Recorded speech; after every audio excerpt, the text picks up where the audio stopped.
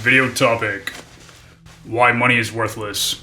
Fiat currency and economic inflation explained. Let me say something that sounds insane until you actually understand it. Money is becoming worthless. Not metaphorically, not philosophically, literally. You work more hours than your parents did.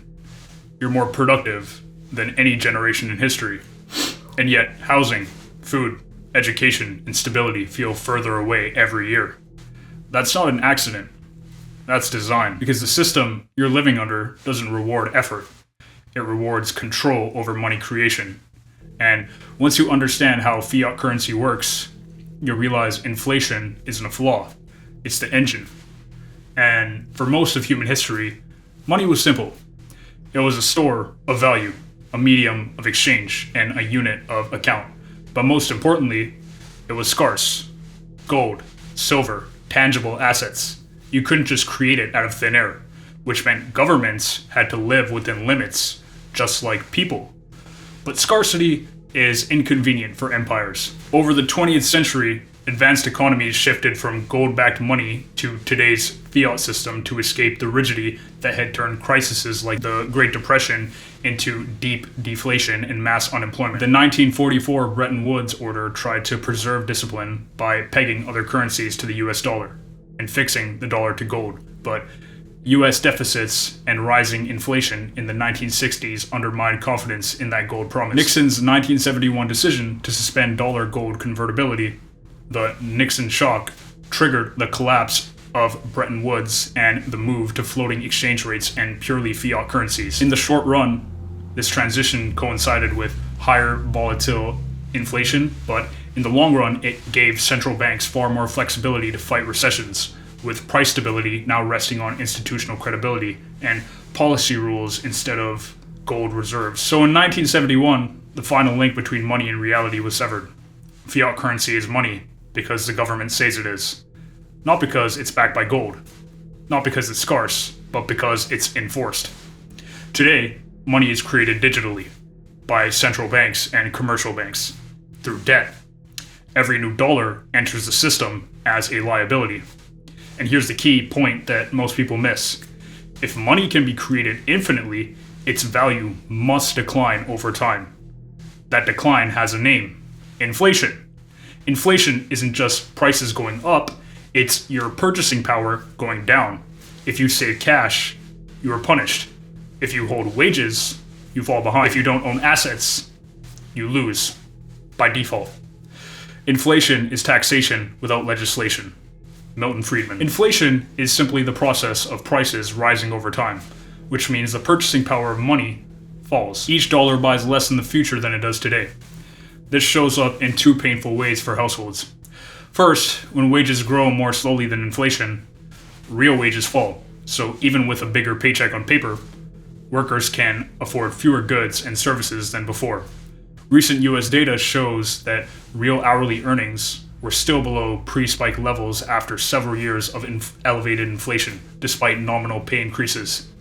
Second, savings sitting quietly in low-interest accounts quietly lose value when deposit rates are below inflation. If a savings account pays 1 to 2% interest while prices rise 3 to 4%, the account balance goes up. But what that money can actually buy shrinks by roughly 1 to 2% a year in real terms. No vote, no debate, no consent. Your savings are diluted silently, while those closest to the money printer benefit first. This is called the Cantillon effect. And it's why inequality isn't a bug of the system, it's the outcome. When new money is created, it doesn't reach everyone equally. It flows first to governments, banks, corporations, and asset holders. They buy assets before prices rise. By the time money reaches workers, prices are already higher. So you're told, work harder, budget better, stop buying coffee. Meanwhile, the currency itself is being debased. It is well enough that people of the nation do not understand our banking and monetary system. For if they did, I believe there would be a revolution before tomorrow morning. Henry Ford. That was an exaggeration. That was foresight. Fiat currency doesn't just control economies. It controls behavior. When money constantly loses value, people are forced into endless productivity, permanent debt, wage dependence, and fear of instability. You don't work to thrive, you work to not fall behind. This creates the perfect population: busy, anxious, distracted, compliant. Not because people are weak, but because the system is extractive by design. Every fiat system in history has collapsed. Not some, all. Inflation is simply the process of prices rising over time, which means the purchasing power of money falls.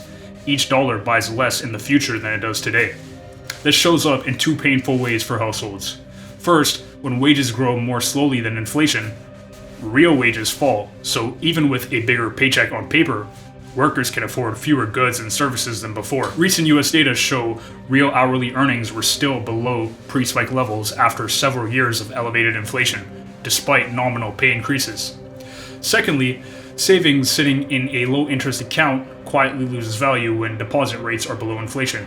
If a savings account pays 1 to 2% interest while prices rise 3 to 4%, the account balance goes up, but what that money can actually buy shrinks by roughly 1 to 2% a year in real terms, usually through hyperinflation, loss of trust, and monetary reset. We're already seeing the cracks: currency debasement, asset bubbles, rising interest rates, alternative stores of value. This doesn't mean panic, it means awareness. This isn't a call to violence, it's a call to clarity. Because the most dangerous person to a broken system is someone who understands it. Revolutions don't begin with riots. They begin when people stop believing the lie. And once you see money for what it really is, you never interact with the world the same way again. Like and subscribe. It takes you 2 seconds, but it helps me out more than you can imagine. Love you guys.